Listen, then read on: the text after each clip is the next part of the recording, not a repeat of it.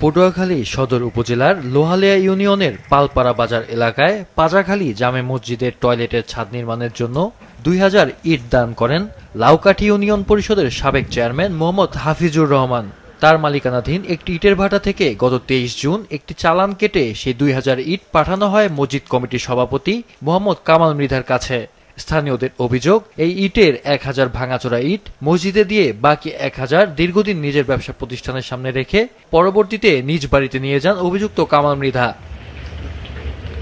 মসজিদের ইট বাড়িতে নিয়ে যাওয়ায় এলাকার মুসল্লিদের মধ্যে ক্ষোভ ছড়িয়ে পড়ে। তারা বিষয়টি সম্পর্কে জানতে চাইলে নানা অজুহাত দেন সভাপতি।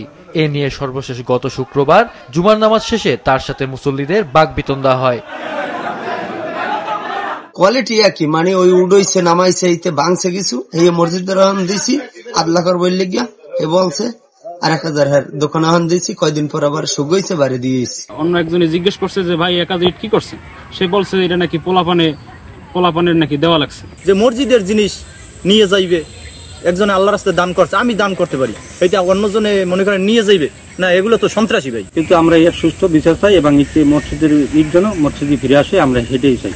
তবে অভিযোগ স্বীকার করে মসজিদের প্রয়োজনে ইট অথবা টাকা ফেরত দেওয়ার আশ্বাস দিয়েছেন কমিটির সভাপতি অভিযুক্ত কামাল মৃধা।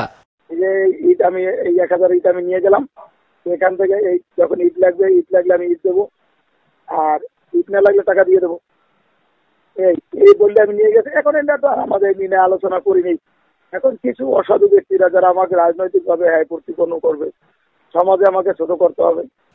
কামাল মৃধার বিরুদ্ধে এর আগেও রাতের আধারে নদীর তীর থেকে অবৈধভাবে মাটি কেটে নেওয়া সহ নানা অনিয়ম ও দুর্নীতির অভিযোগ রয়েছে বলে জানিয়েছে স্থানীয়রা।